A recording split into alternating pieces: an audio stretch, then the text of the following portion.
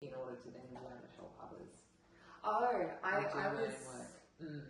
was going to say that's so key to treating the dignity of the women who walk in the door, as opposed to, what religion are you, or what have you done to have this pregnancy? Like, it's just treating the person as exactly what you said, like Christ. Because I think what happens is otherwise you tend to fall into having agendas. That's something that I try and talk a fair bit about in terms of mentoring other counsellors or volunteers in this space is, what sort of agendas are you coming into counselling? Like, are you coming because have you had an abortion and because of that experience now you've become, very pro-life, for example, and you're just trying to help people through that wound. Now, if you haven't healed yourself through that wound, then you could trigger your own trauma upon people. You could do more harm.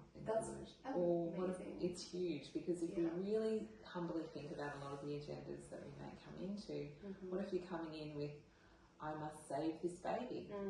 If you're coming in with an agenda to save a baby, you're not seeing the woman in front of you. Wow. So it's important to be able to understand these sorts of things that could be happening inside of you, to work through them first, so that you can actually be available for that person. And then you're not driven by your own agendas. You can be available and listen to what she is bringing to you. So 13 years ago, when you started this, how did the attitude that you're describing now, how long did it take for you to come to awareness of that there are, in your profession, there are people who they're qualified, but they shouldn't have received the paper because they're trying to heal what they can't heal in themselves, or they haven't integrated fully, who do have those biases. Like, how long did it take you to realise that is something that can happen? I think it's been a bit of a journey over the years to work through a lot of this. When we first started doing pregnancy counselling, there was a lot of fear around being able to put any of your own self into it, because you would be worried, does that then mean that I'm doing directive counselling? Now, there's a lot of talk about doing non-directive counselling in this sort of space for pregnancy options, that you shouldn't provide, that you can't do any directive counselling. Right? And I think I think we're still trying to work through a lot of this, but the reality is you can't provide something that's completely non-directive, because counselling in its very, what it is a person is coming to you because they're hoping to receive something from you that's going to help them, right? So that's directive in itself. Even if it's just multiple parts. That is just to guide them through that. So I think we're kind of working our way from that extreme to the other extreme of you must do it this way and you have to have this baby. Because there's, in the midst of this is actually helping the person work through a lot of things. Is it a situational thing for them? Or is it, a lack of material goods that's really driving it? Is it an emotional lack? Is it fear around becoming a mother? Are they worried that I'm not ready? Maybe I'm not ready yet to become a mother, because so much of our society keeps telling everyone they can't be mums because it's so hard. That could just start us on such I have mad issues. What is it? It's like the idea of parenting became a commercialized business in the 1970s, I believe, and it's become $1 billion industry. Now with social media, all these perfect, mothers, trad mums or gym mums, whatever they are, just the pressures, the horrific pressures they put upon my peers who are young mothers, or even my own mother, and one of the next questions I was going to ask you is, what is it about motherhood being a solo journey? Mary finding out, Elizabeth, the husband's been silenced. Is there something that the woman, there's a strength to the feminine body, but do you feel feel that you've also mentioned, you've touched on the other podcast, postnatal depression. Thankfully, there's so much more work being and sort of resources are being directed to cater for women because it now compounded social media. There's the pressures upon that. But women birthing, pregnancy, especially, it's a pretty solo journey. It doesn't matter if the village is with. I can't imagine what you went through in regional Queensland, as you've described, going from the placement that you had to do for your husband's work without your family. But even if you are surrounded by family, I think even Jennifer Lawrence, the famous actress, was talking about her second child having postnatal and not having the words to describe what it was. And that's a woman on millions of dollars. It touches every woman. Why do you?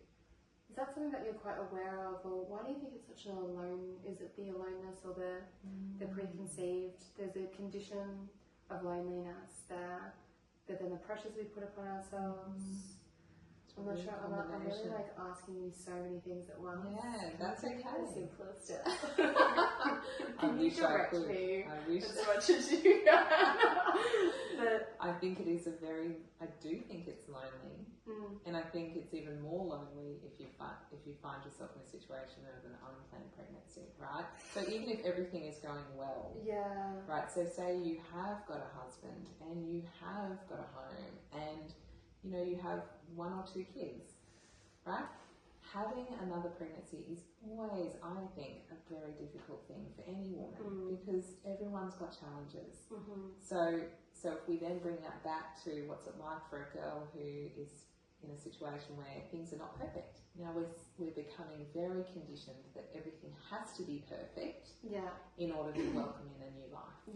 So a lot of the time I do hear from many young women like, but I didn't see it happening this way. I needed to I wanted to be married first, and that's, I find that quite interesting that even today, where we would say we're quite modern and open, and that we can parent in any way we want, but really when it comes down to it, a woman probably still wants to feel that she's safe and secure and going to have some sort of provision for this baby to be welcomed. And so there's one aspect of it like that, but then there's another one which basically the woman herself feels like, am I loved? By the partner? Exactly. Am I loved? That's terrifying. It is terrifying. And so if she does not feel loved, if she's feeling insecure or vulnerable, if she has to choose, it'll be choosing that she can't continue that pregnancy because she can't afford to lose what she has, which she feels is quite small anyway. So that's why you treat the woman, because if it's just a process of the shame, and it's coming from her own childhood. And it's opening up her awareness that she can handle this. You on like allow a baby to be born, and the strength that can come from discovering your own talents within that as a mother. There is no perfect mother. There's just an amazing amount of ways to be a really terrible mother. Have fun at it. Like I just don't. That's right. And I think that a mother's love is unique, and I think that's the key, that if a woman can connect to the fact that this child could offer that beautiful love between them, that she could receive this new life, that she could hold it within her, that it's going to flourish, come to fruition, be this baby, and then they're going to have this gorgeous connection. Yes, it may have ups and downs, and I for one know what that's like in having postnatal, but through it, it doesn't mean just because we suffer, doesn't mean that life isn't good. We can suffer through things like postnatal, and there will be sad times, but that doesn't mean I would want to not have that child. It's very valuable to understand that suffering will come and go in our lives.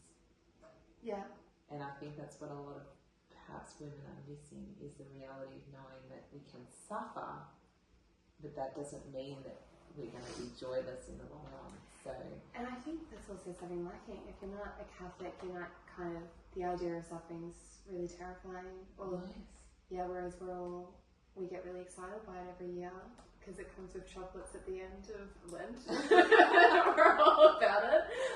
But we are so, there's such a kindness in our suffering. Or you offer it up for the souls in purgatory, as I've been raised to. Or, you know, and it builds that community from that suffering. But actually, as you're even speaking, I'm thinking about the fact too that a woman who chooses not to continue her pregnancy and has an abortion, she doesn't realise the suffering she'll enter into then. So she may have thought by choosing an abortion she wouldn't have to suffer because she was fearful of what it would mean to have that baby. But going through post-abortion is, you know, grief is excruciating. And I know because I've walked beside many women. I've done hundreds of hours of counselling with multiple women over many years, and it's very difficult to heal through that process. So even though I could look at her and say, God wants to heal you and make you whole, He can make all things new, even this. It's the hardest thing is for the woman herself to forgive herself and move forward. I'm trying to recall, there's a saint who had an abortion.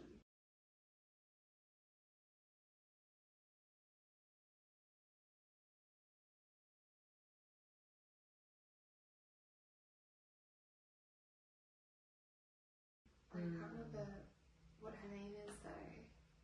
If it's someone that... That's a good... I don't know. There is. I'll have to show you. There, because I was reading up about that recently. So,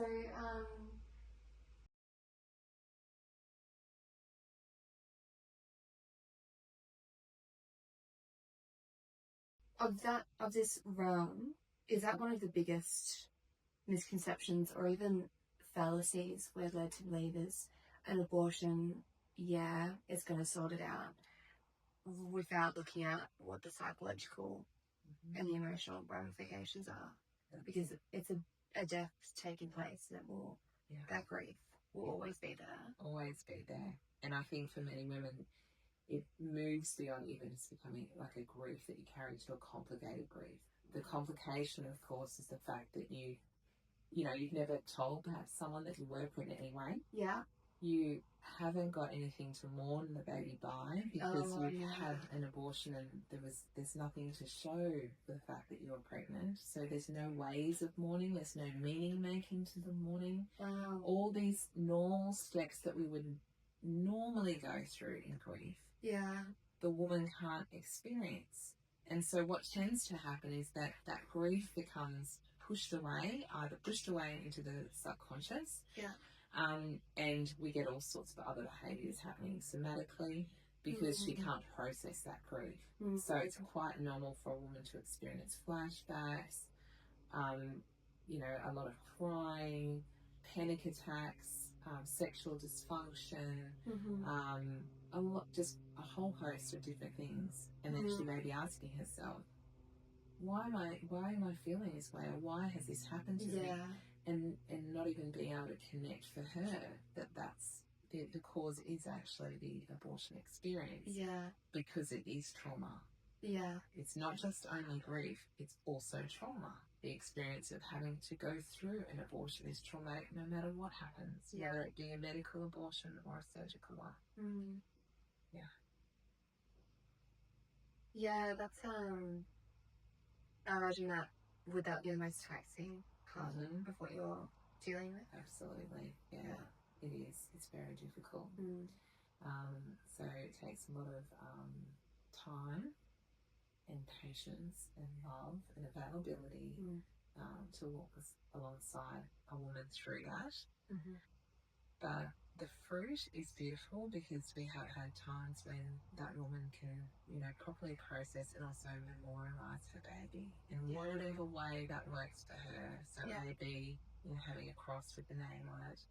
It may be, a figurine that she can then remember that child by, however it is, so that she can remember this life had dignity. And I can remember it. So often naming the baby will be very helpful. And I find that happens even just a lot of women who have had miscarriages. it's a similar thing. Like they might not have announced that baby was coming because it's the 4 to 12 weeks, and they end up having a miscarriage. They don't tell people that they've had one. They go through that grief on their own. But again, that baby could be named. It just brings so much comfort when you can relate to that child in that personal way. Yeah. There you go. It speaks to the human dignity. Recognition of the soul. Yeah. Not to compare, because there isn't between the suffering of the grief, the suffering of like postnatal depression. Do you find, I mean, you don't have to answer this in a personal capacity. I think as someone who has suffered with depression, I'm afraid if I do fall pregnant of a postnatal, like, am I more susceptible? I don't know if that speaks to any other women out there. I've always been really afraid of, could this happen? Like, I think it's a really normal and natural fear to have. So other women have approached you with that? Yes, they have. And if they've had anxiety or... or the triggers. That's right. And oftentimes that is something that, so say if you're being looked after in terms of you're preparing for having a baby, so say you are pregnant, they would know that history. That they could be on top of it postpartum for you. I think it's a natural thing to be concerned about, but it's very different for every woman. Well, when was that your first experience of depression? If you don't mind me asking. Yes, I feel like perhaps maybe I had a bit of it. Touches when I lost my father, but that could have just been grief and not really had enough support perhaps through it. So working that out's tricky. I think a lot of mine was around performance, like feeling like I had to be this great mum and be all over it. And, you know, having a husband who's a GP, like just not having enough support and not being aware that, you know, I didn't need to do certain tasks, or perhaps I could get some more help in different ways, or how, and just even internally working out how can I manage my own expectations about this job that I'm doing and my other sick that I'm having.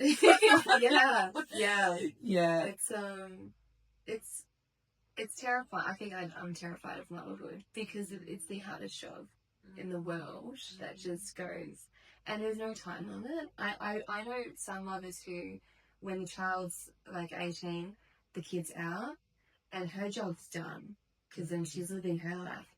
And that's one style of parenting. If it's the closest thing we have to unconditional love, really. That's right. Yeah. So, well, look, I think all women are called to motherhood. You know, you're called to it. Every woman is. Like a maternal sense, like every woman's maternal. It doesn't have to be a physical pregnancy. And that's why it's, you know, it's beautiful for religious life as well. I mean, I think the thing is, if you fear it, it's a great thing to work through, because without, you know, what are those fears underneath it, and how can I sort of meet my own needs? There may be some unmet needs inside. Wait, you don't need to counsel me right now. That's what this one. I think there's probably lots of women out there who could relate to. Just in terms of feeling like not having. Well, fears about becoming a mum. I think the postnatal thing. I think there is, and just in general, I think just that fear of becoming a mum is a big thing.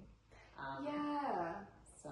Oh no, I think I'd be a terrible mother, but they make the best kind. I think you just have resilience. You have resilient little, what is it, ankle biters? Like there's a resilience of that. I don't think it would be. I can't do a Gilmore Girls type mothering where we're best friends. Yeah, I'm a bit too traditional in that. You know, and I see like an auntie of like 8 or 9. I don't know. They breathe like gremlins and like Irish Catholic. They're everywhere. I see different parenting styles. I know I'll be fantastic. It's just a matter of all the things I'm doing in life. Will the right husband come along in God's good time? I can't stand it when people say I should be a nun, because I don't know, I just feel I've got too much that I need to give. But not that nuns don't do that. It's just that call to religious life. It's alluring, mind you. I think to be a saint, to be a nun would be such a wild adventure. And maybe that is what it will be for me personally. But the fear is more probably finding in my age, will be so firm in the Catholic faith with me. Yeah, that's number one. Because I think as long as you have, my parents have been married for 53 years, and when I asked them, it was that their faith is everything. Like, and when you describe when you have your father at mass, and your mum, and when there's struggles and they're married, priests coming over for dinner so frequently. Nightly rosaries is a later thing we're doing. That you do that every night. Have you done that with all the kids? Pretty much, yeah. Wow. Like even when they were little, even if I could just do a decade or something during the day. That is amazing. Yeah, so they have grown up with it. There's such a comfort too. Like, I mean, sometimes you think, is anyone switched on here? Like everyone's just laughing or playing or lying around the house. Yeah. But we get through it, which is good. I think it's a great connection. One thing I was going to say too about postnatal, just on another tangent, is that there is so much great help out there in terms of NaProTechnology, and that's something that my husband does. A lot of hormone support for women. Oh, okay. Pride. There we go, we weren't meant to talk about that. I know. What's wrong with the hormones? Well, it'll be time. It's time. I think my daughter's going to roll in that door. Yeah, so it just has helped me. So once he discovered NaProTechnology, which is super helpful for anyone who NaPro. Okay. It's like a Catholic ethical way of supporting women, basically through pregnancy. So it can help with miscarriage, and it's also fantastic postpartum for anyone who does experience postnatal depression. That's incredible. There is so much research coming out on hormonal, the impact of our hormones. That's amazing. Wow. Okay, I'll put some information. And your husband's really into it. He is. So he's also starting a hormone clinic actually in the next couple of months. So exciting. I mean, and the wealth that's going to bring to you, like in your own knowledge. Yeah.